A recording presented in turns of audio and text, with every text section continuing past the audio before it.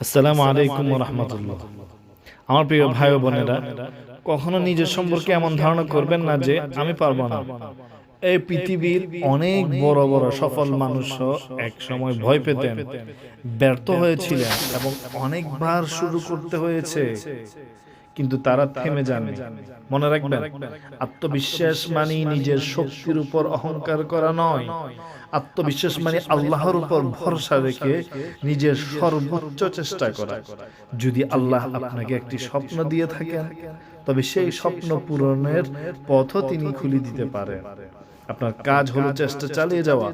মানুষ কি বলল, কে হাসলো, কে সমালোচনা করলো, এসব নিয়ে জীবন থামিয়ে দিবেন না।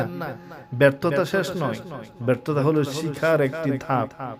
আপনি যতবার পড়ে যাবেন ততবার উঠে দাঁড়ান, কারণ বিজয় তাদেরই আসে যারা হাল ছাড়ে না।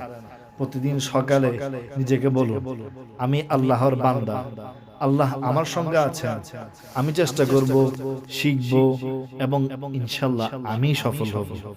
নিজেকে অন্যের সাথে তুলনা করবেন না। আল্লাহ প্রত্যেক মানুষকে আলাদা প্রতিভা দিয়েছেন। আপনার যাত্রা আপনার, আর অন্য যাত্রা এটা অন্য।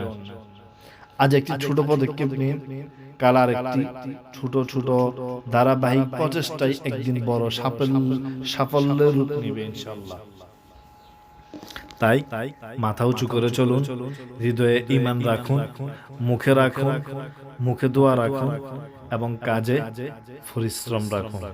যখন আল্লাহর উপর ভরসা এবং নিজের সর্বোচ্চ প্রচেষ্টা একসঙ্গে থাকে, তখন অসম্ভব সম্ভব হয়ে যায়।